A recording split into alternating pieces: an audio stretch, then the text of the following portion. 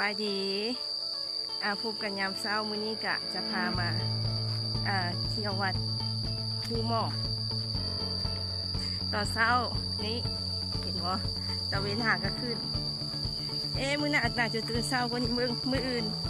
ตื่นเช้ากว่านี้เพื่อมาเบิ่งตะเวนขึ้นตัวนี้แมนวิวของภูหมอกแข่งหมูผวางในยามเช้าวัดงามบ่วัดงามไม่รู้สิอันนี้แม่น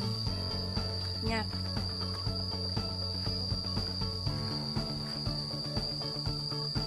ที่เฝ้าพระธาตุตัวนี้ถ้าใครอยากทำบุญตอนเช้าก็สามารถมาถวายจังหันให้เพื่อนนี่เป็นข้อดีของการตื่นเช้าก็คือถ้าเขาตื่นเช้าเขาก็จะได้เรียกว่าทัก energy หรือว่าพลังงานมีความพร้อมในการเฮ็ดเวียกหรือว่าปฏิบัติหน้าที่หรือเฮ็ดเนี่ยก็แล้วแต่ได้ไวกว่าคนอื่นอันนี้มันเนาะบททานให้เห็นครูซะเพราะครูหน้าสดบ่ฮู้ว่ามักหน้าสดบ่หรือว่ามักตอนแต่งหน้าขั้นผู้ใดมาย้อนหลังหรือว่ามาติดตามเบิ่งคืนกะคอมเมนต์ให้แน่ว่ามักตอนใดเนาะควรจะแต่งหน้าแบบใดสิเนาะมักตอนหน้าสดบ่หรือว่ามักตอนแต่งหน้าเนาะอันนี้เป็นวิวภูหมอกงามบ่น้องมื้อนี้กะเป็นคลิปสั้นๆเนาะอยากให้ทุกคนได้ตื่นเช้าเพื่อเกี่ยมความพร้อมถ้าเฮาตื่นเช้านี่แม่นอันที่หนึ่งเลยเฮาจะมีเวลาเฮ็ดอันอื่นบ่ว่าจะเป็นเวียกเฮือนเวียกซานเกี่ยมอุปกรณ์เกี่ยมอาหารเช้าให้ลูกมีเวลาหลายอย่างในการเฮ็ดกิจกรรมเกี่ยมพร้อมและที่สำคัญตัวอย่างค่ะเขาเคยตื่น8 โมงแต่เขามาตื่น6 โมงดังนั้นเขามีเวลาเพิ่มขึ้นตั้งว่า2 ชั่วโมงซึ่งว่า2 ชั่วโมงถ้าสมมตินับรายเป็นตอนเช้าก็หมายถึงเช้าหนึ่งเนาะดังนั้นก็อยากเชิญชวนแหละให้ทุกคนหันมาตื่นเช้าน้ำกันอันนี้เป็นทางลงกระงามเนาะทายเป็นประตูนั้นนี้เนาะซึ่งว่าครูกะอยากให้ทุกคนออกมาเป็นแสงสว่างแล้วก็เป็นคนที่ว่าใช้ความรู้หรือว่าประสบการณ์ตัวเองหันเพื่อซอยคนอื่นที่เขาอาจจะบ่มีโอกาสครูได้ยินครูเคยได้ไปอ่านโพสต์ของคนผู้หนึ่งของอาจารย์หนึ่งเนาะที่เป็นคนไทยที่เพิ่นเล่าเกี่ยวกับหนังสือเล่มหนึ่งที่บอกว่าโบจือซื้อคนเขียนเนาะหนังสือเล่มหนึ่งที่บอกว่าถ้าเขาเป็นคนที่มีโอกาสบอกว่าเขาสิเป็นคนส้นสั้นกลางที่ยังบ่รวยหรือว่ารวยแล้วก็ตามมีโอกาสมีฝีมือมีความว่าความพร้อมในการเฮ็ดอันใดอันหนึ่งแต่ว่าเขาบ่เฮ็ดแม่นหมายถึงว่าเขาเป็นคนเห็นแก่ตัวย้อนว่าอย่างย้อนว่าเขามีโอกาสแต่เขาบ่เฮ็ดเขามีโอกาสที่จะเฮ็ดให้ครอบครัวเขาสบายกว่านี้เขามีโอกาสที่จะเฮ็ดให้พ่อแม่ลูกเต้าผู้ที่เขาหักได้มีเข้าถึงแรงที่สะดวกสบายหลายกว่านี้ถ้าเขาประสบผลสำเร็จหลายกว่านี้แต่เขาเลือกที่จะบ่เฮ็ดนั่นหมายความว่าเขาเป็นคนเห็นแก่ตัวเพราะว่าในโลกนี้ยังมีหลายคนที่เขาจะบ่มีแม้แต่ข้าวกินหรือบ่มีแม้แต่น้ำดื่มที่สะอาดบ่มีแม้กระทั่งโอกาสที่ได้เรียนหนังสือแต่เขาเจ้าก็ดิ้นรนแต่เขามีโอกาสทุกอย่าง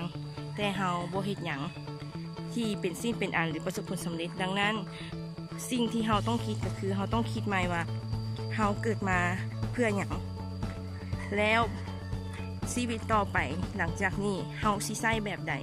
เพื่อ พื่อเฮ็ดให้เฮาสามารถนำใช้ประสิทธิภาพหรือว่าผลประโยชน์ที่เฮามีอยู่ในตัวเองความรู้ทักษะอย่างต่างๆค่ะแม่นให้มันได้ดีกว่าคนอื่น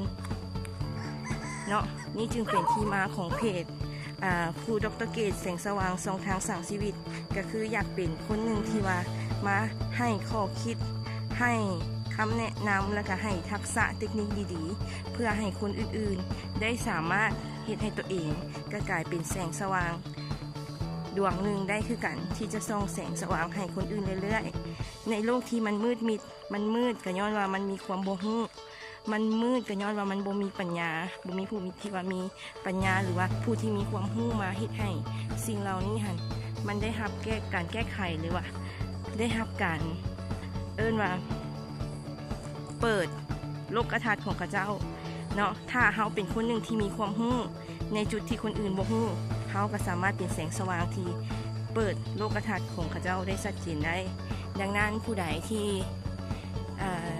อยากได้ความรู้ทักษะใหม่ๆอยากได้วิธีการในการดำรงชีวิตหรือว่าอยากแลกเปลี่ยนอยากเป็นแสงสว่างแต่ยังบ่รู้วิธีกดติดตามเพจครูไว้เลยเนาะครูจะมาแชร์เคล็ดลับหรือว่าสิ่งดีๆสิ่งใหม่ๆที่ครูใช้ในการเฮ็ดเวียกการดำรงชีวิตทุกมื้อมาแบ่งปันอยู่ในเพจครูและถ้าไผที่ว่าอยากได้ความรู้เพิ่มเติมเราก็สามารถนัดล้มกันได้เนาะสามารถนัดล้มกันหรือว่าสามารถแชทเข้ามาหาทางอินบ็อกซ์มีปัญหาอย่างต่างๆที่ว่าอยากแลกเปลี่ยนหรือว่าอยากแก้ไขหรือว่าอยากรู้เทคนิควิธีการว่าถ้าเรามีความรู้แบบนี้แล้วเราควรจะเฮ็ดแนวใดเราควรจะไปช่องทางใดดีครูก็จะมีคอร์สหนึ่งที่ว่าคอร์สแสงสว่างของมนุษย์เงินเดือนหรือที่ซอยให้เราทุกคนสามารถรู้ทักษะเนาะถ้าเขาเป็นคนหนึ่งที่เฮ็ดเวียกแล้วบ่ได้ดีหรือเฮ็ดเวียกแล้วเขายังรู้สึกว่าเขานะน่าจะมีศักยภาพหลายกว่านั้นแล้วเขาอยากพัฒนาปรับปรุงอันนี้เป็นมาถึงทางเพราะว่าในคอร์สนี้จะช่วยสอนและก็ช่วยแนะนำถึงวิธีการที่ว่าเขาควรจะผลิตเนื้อหาหรือเนื้อในแนวใดบางคนมีความรู้หลายแต่บ่สามารถเอามันออกมาใช้หรือว่าบ่สามารถเว้าให้คนอื่นเข้าใจได้ตัวนี้แมนจุดประสงค์หลักของคอร์สตัวนี้และอีกอันนึงก็คือต้องการเปลี่ยนวิธีคิดก็คือปรับวิธีคิดซะเนาะบ่แม่นเปลี่ยนบางที่เฮาบ่ประสบผลสำเร็จหรือว่าเฮาอาจสามารถประสบผลสำเร็จได้ดีกว่านี้หั่นมันอาจจะมีวิธีการที่ว่าเฮ็ดให้เฮาสำเร็จได้หลายกว่านี้ถ้าเฮาเพียงแต่วิธีคิดมันต้องมีทุกอย่างมันมีสูตรเนาะบ่ซั่นคนรวยก็จะบ่รวยและคนถูกก็จะบ่ถูกเนาะเพราะว่าคนรวยบางคนเขาต้องเข้าใจว่าคนรวยบางคนนี่แม่นเกิดมาในสภาพแวดล้อมบางคนเกิดมาในสภาพแวดล้อมที่ว่าบ่มีเช่นกันแต่เขาเจ้าก็สามารถผันเปลี่ยนให้เขาเจ้าสามารถรวยได้นั่นก็หมายความว่าเขามีวิธีการซึ่งวิธีการนี้มันจะหล่อหลอมเป็นความคิดที่ใช้ในการตัดสินใจคนเฮาถ้าตัดสินใจผิดการเดินทางกับผิดชีวิตกับเปลี่ยนแม่นบ่ตัวอย่างเฮาอยากไปปักเซแต่เฮาตัดสินใจขึ้นรถสวรรณเขตหรือว่าอยากไปปักเซแต่ตัดสินใจขึ้นรถหลวงพระบางก็ถือว่าเปลี่ยนคนละขั้วเลยอันนี้คือกันวิธีคิดมันจะช่วยให้เฮาตัดสินใจสิ่งในการเฮ็ดสิ่งต่างๆที่จะเข้ามาในชีวิตดังนั้นคอร์สนี้จะซอยเฮาทางตัวนี้แล้วถ้าไผคิดว่าตนเองอยากได้ทักษะในการว่าสร้างคอร์สออนไลน์หรือว่าเฮ็ดแนวใดให้เนื้อในที่เฮาสร้างนะมันดีมันโดนใจก็สามารถเข้ามาเรียนคอร์สออนไลน์เนาะเฮาจะมีถ้าไผอยากรู้เพิ่มเติมก็สามารถเข้าไปเบิ่งเข้าไปเรียนได้เนาะคิดว่าคุ้มค่าแน่นอนสำหรับการลงทุนที่ว่าราคาย่อมเยาเนาะหาบ่ได้แล้วราคานี้นะจะไปเสิร์ชอยู่หน้าเพจใดก็บ่มีแล้วเนาะครูอยากให้แท้ๆอยากให้ทุกคนเปลี่ยนอยากให้ทุกคนเป็นแสงสว่างให้กับคนที่บ่ฮู้ยังมีหลายคนได้ที่อยู่ในตกอยู่ในสภาพมืดมิดนะดังนั้นถ้าเฮาเป็นคนหนึ่งที่สามารถให้เขาได้ถึงว่าบ่ให้เงินให้คำก็ให้ความรู้ชีวิตเฮาก็จะมีความสุขสุดๆย้อนว่าจะมีแต่คนที่มาขอบใจเพราะเฮาเฮ็ดให้ชีวิตเขาเจ้าเปลี่ยนเนาะมักกกสงสาร เอ้ยโมเมนต์สุกแหละมากกุกฝั่งแดงกุกนี่เนาะงามงามบ่โอ้โหต้องทอด10 นาทีละ โอเคคันสมมุติผู้ใดอยากเจอกันเนาะก็สามารถนัดเจอกันได้เนาะหรือว่าไผที่ว่าอยากให้ครูเป็นครูโคชชิ่งส่วนตัวอย่างสิปรึกษาให้คำแนะนำวิธีการดำเนินชีวิตวิธีการว่าเขาเสียอย่างต่อไปได้แนวใดก็ถือว่าคุ้มค่าและก็เข้มข้นแน่นอนเนาะสำหรับคนที่เลือกตัดสินใจเนาะมื้อนี้คันเฮาฮู้ว่าเฮาสิไปไสเฮาต้องตัดสินใจว่าเฮาสิไปเฮาค่อยฮอดจุดหมายเฮาค่อยฮอดจุดหมายเนาะถ้าเฮาบ่ตัดสินใจบ่ขึ้นรถจักเทื่อจุดหมายที่เฮาไปมันอาจจะมีคนที่จับจองพื้นที่หมดแล้วและก็อาจจะบ่มีที่วางสำหรับเฮาแล้วเนาะพบกันในคลิปหน้าวันนี้สบายดีลาไปกับต้นดอกฝางแดงเนาะ